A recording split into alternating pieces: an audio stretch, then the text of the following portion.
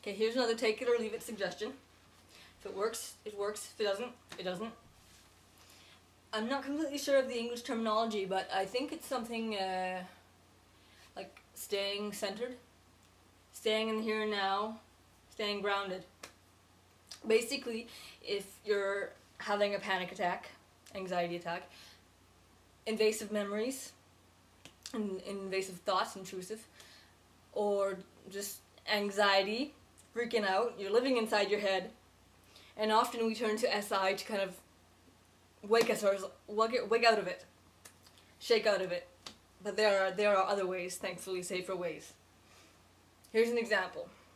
If you want to remind yourself where and when you are, remember, I am not in the past anymore.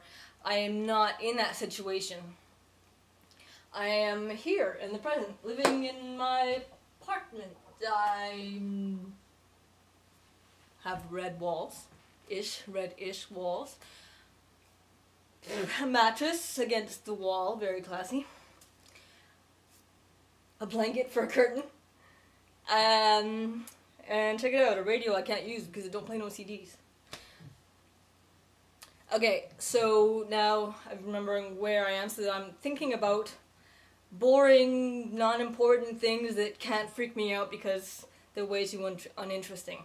It's our thoughts that make us freak out, really. So if we think about other things that really we don't give a crap about, then it calms us down, seriously.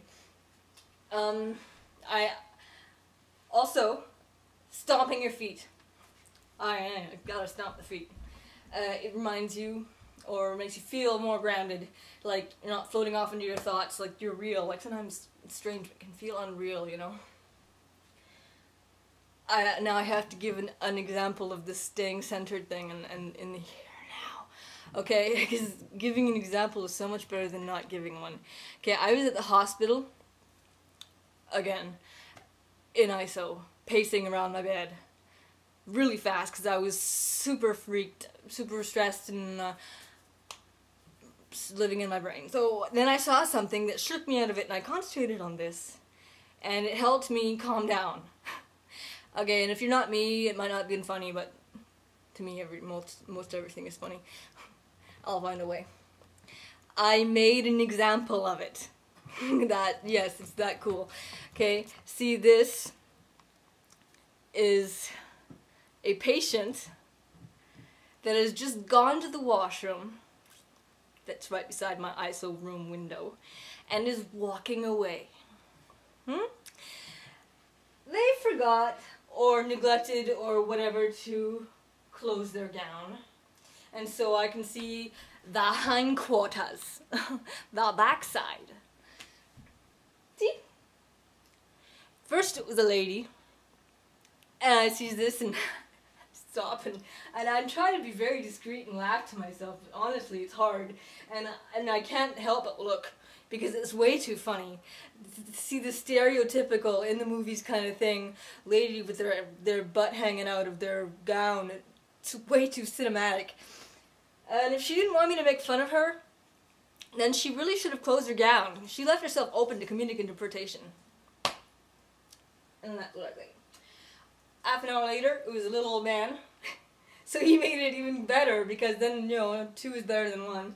And he's walking away, and I'm thinking, wow, he's got good skin for an old man. Okay. Yeah. Like, you've never put underwear on a punching bag? Right.